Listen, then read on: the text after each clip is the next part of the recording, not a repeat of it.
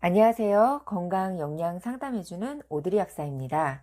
오늘은 이전 영상에 이어서 성조숙증의 증상에는 어떠한 것들이 있으며 이를 체크해 볼 수 있는 자가 체크리스트도 함께 공유해 보는 시간을 갖겠습니다. 성조숙증은 초등학교 3, 4학년이 되기 전에 사춘기 증상인 2차 성징이 두드러지게 나타난다면 의심해 볼 수 있는 증상입니다. 성조숙증 자가 체크리스트를 살펴보면 가슴에 멍울이 만져지기 시작한다. 가슴이 살짝만 부딪혀도 아파하거나 불편한 기색을 보인다. 음모나 앵모가 자라기 시작한다. 머리 냄새는 물론 땀 냄새가 부쩍 난다. 얼굴에 피지 분비가 늘어나고 여드름이 난다. 갑자기 키가 1년에 7, 8cm 이상 자랐다. 아이가 이러한 증상들 가운데 한두 개에 해당이 된다면 성조숙증을 의심해 볼 수 있습니다. 만약 3개 이상에 해당이 된다면 이미 성조숙증 초기 증상입니다. 우리 아이가 다른 아이에 비해 성조숙증 위험이 더 높은지 여부도 함께 살펴볼게요. 성조숙증 한 번 더 체크해 보실 사항들입니다. 엄마의 초경이 남들보다 빨랐다. 저체중으로 태어났는데 아이의 성장이 빠르다. 아이가 과체중이거나 비만이다. 엄마 아빠의 평균 키에 비해 아이가 많이 큰 편이다. 아이가 이 항목들 중 2개 이상에 해당되는 경우라면 성조숙증이 생길 가능성이 평균보다 높은 편으로 아이가 초등학교에 입학하기 전부터 미리 신경을 써 주어야 합니다. 대부분의 엄마들이 제일 처음 발견하는 증상은 아이의 가슴에 멍울이 생기는 것입니다. 실제로도 유방 발달은 성조숙증을 진단할 수 있는 대표적인 증상이거든요.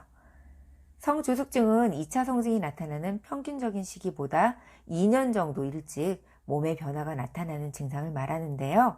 우리나라의 경우 여자아이는 초등학교 2, 3학년에 해당하는 만 8세 이전에, 남자아이는 초등학교 3, 4학년에 해당하는 만 9세 이전에 2차 성징이 눈에 띄게 나타난다면 성조숙증을 의심해 보아야 합니다. 다음은 부모가 꼭 알아두어야 할 2차 성징의 증상입니다. 남자아이의 변화로서는 고환, 음낭, 음경이 커지는 것을 들 수가 있겠고요. 여자아이의 변화로는 가슴에 멍울이 잡히고 봉긋해짐, 엉덩이가 커지는 증상이 해당이 됩니다. 공통적인 변화에는 겨드랑이와 생식기 주변에 털이 나고 머리와 겨드랑이에서 강한 채취가 나고 몸에 피지 분비가 왕성해지면서 얼굴이나 등에 여드름이 나는 경우가 해당됩니다.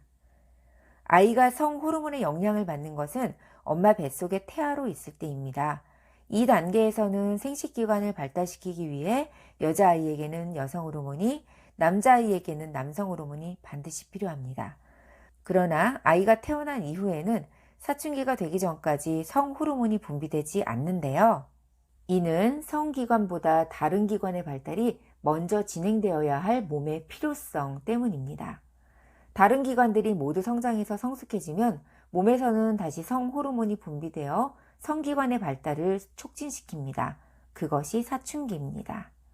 성조숙증의 문제점은 다른 기관의 성장이 채 이루어지기도 전에 성기관의 발달이 본격화된다는 것입니다. 오늘도 성조숙증과 바른 성장, 윤정선 한의학 박사의 저서 내용을 발췌해 알려드렸습니다.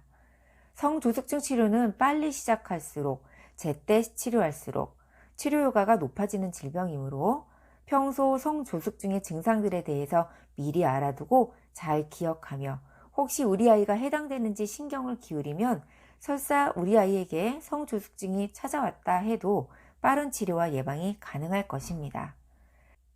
지금까지 건강 영양 상담해주는 오드리 약사였습니다. 다음에 또 건강한 내용으로 찾아뵐게요.